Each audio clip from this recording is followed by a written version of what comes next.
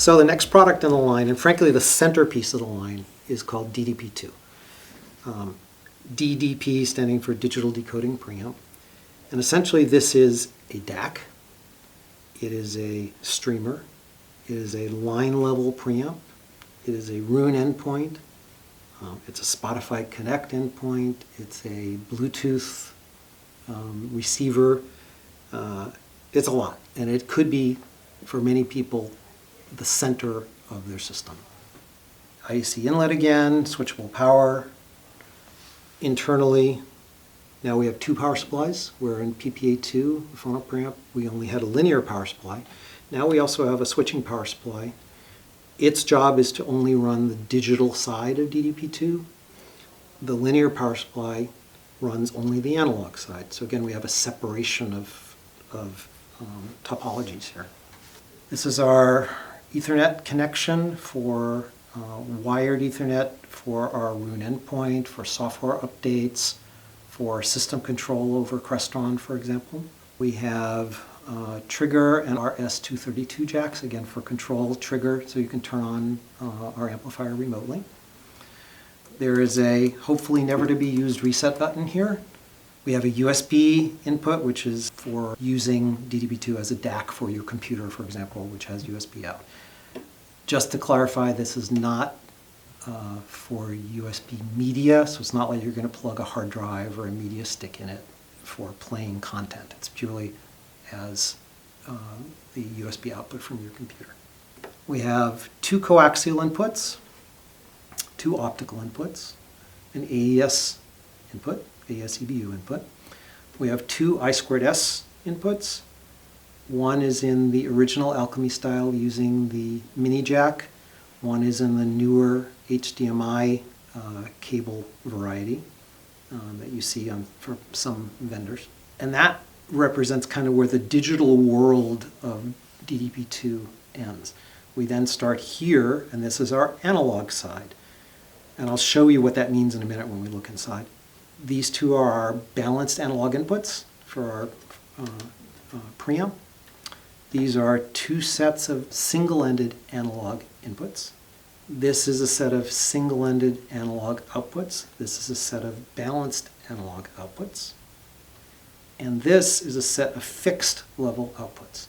The reason these are here is so one could, if they wished, to use DDP simply as a DAC, so that it had a fixed 2-volt output. No matter what the volume control setting on the front might be, it doesn't matter. It's always a fixed output. And it also makes it useful in a home theater installation where you do your system calibration using a known output level. This one will never change. The only time this goes off, or the line outputs, regular line outputs go off, is if you turn on headphone mode, because we do have a headphone jack on the front. When you enter headphone mode, all of the outputs are shut off. If we look at this from the inside, as I said, the jack's digital side, analog side, and if you look at it here, you can see there's actually a physical separation between digital and analog. And just like we talked about in the phono preamp, where there was an isolation of the chassis ground from the board signal ground, we do the same thing here. And in fact, the digital ground never touches the analog ground, and that's important for keeping system noise down. All of the electrical inputs on the digital side are isolated from the board by transformers.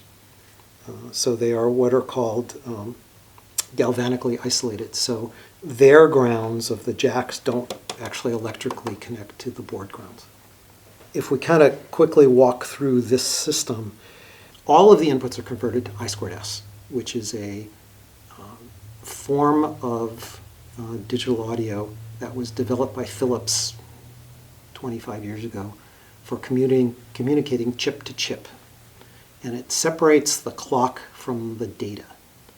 We used this in the very first Audio Alchemy as a way to interconnect various boxes. So we had a DAC. It had an I2S input that was a jitter filter. There was an I2S input that was a CD player. And it always sounded so much better than things at the same price. One of the major reasons was because we were using this I2S mode. We weren't using SPDIF, which is a single wire that combines all the clock with the data.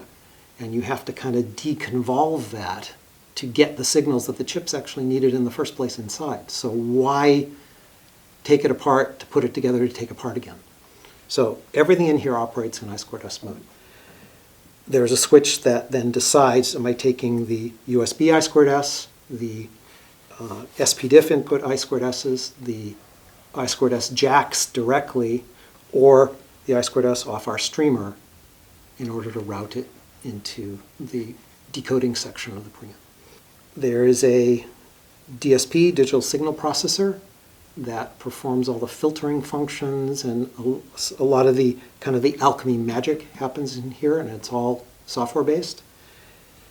And then we have the actual streaming device here, which is our Linux computer that not only does system control and operations and figures out what to do when you press a button and all of that, it also is what is our Roon endpoint. It is our Spotify Connect. It's anything that comes in over the Ethernet jack here or over the Wi-Fi or Bluetooth antenna. It all runs through this Linux computer. One of the cool things we do here, and really a differentiating factor about why this unit sounds so good as a Roon endpoint, is we are very, very careful with clocking. Again, because jitter has been a big deal in the alchemy world for so many years. We have developed a way where we use high precision, low jitter clocks that are fed into the Linux computer so it can then output the data stream off of Roon using our high quality clock rather than using the clock that's extracted from the Roon data that comes in. We also do that with the Bluetooth and the other streaming inputs, although they're usually limited by bandwidth or limited to 44.1 or 48 kilohertz. Under the Roon stream, we can do anything up to 384. The selected inputs, whether it be off of Roon or other streaming or any of the other sources, are then fed to what we call a clock cleaner or a jitter filter, which further reduces our jitter levels to in the picosecond range, which are fed directly to the DAC chips, which are fed outside the board from the digital side over to the analog side to now turn into our analog output signals. A very important feature of DDP-2 is this section right here, which is the passive digital reconstruction filter.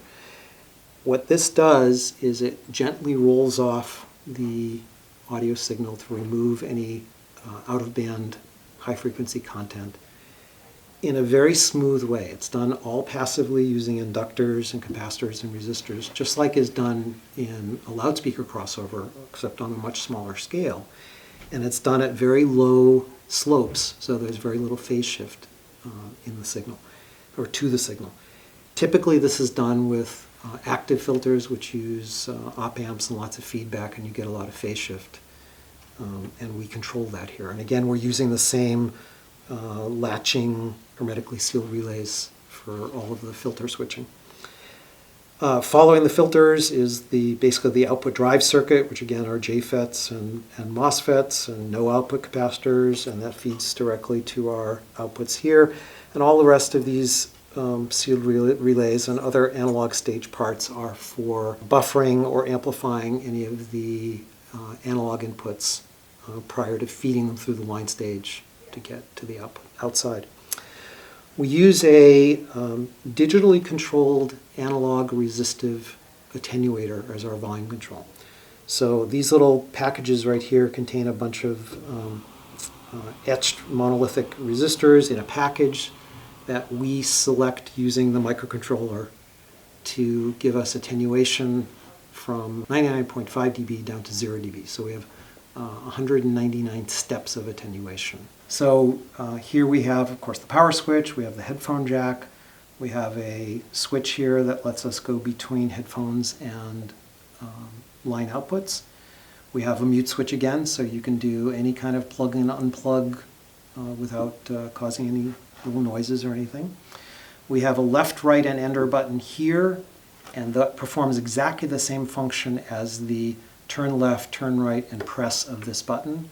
And it's also exactly the same as the similar looking controls on the remote control. The display tells you the status of your inputs, your volume level, what sample rate the signal is, what form it's in, whether you have the filters, which filters you have selected, and whether you have resolution enhancement turned on.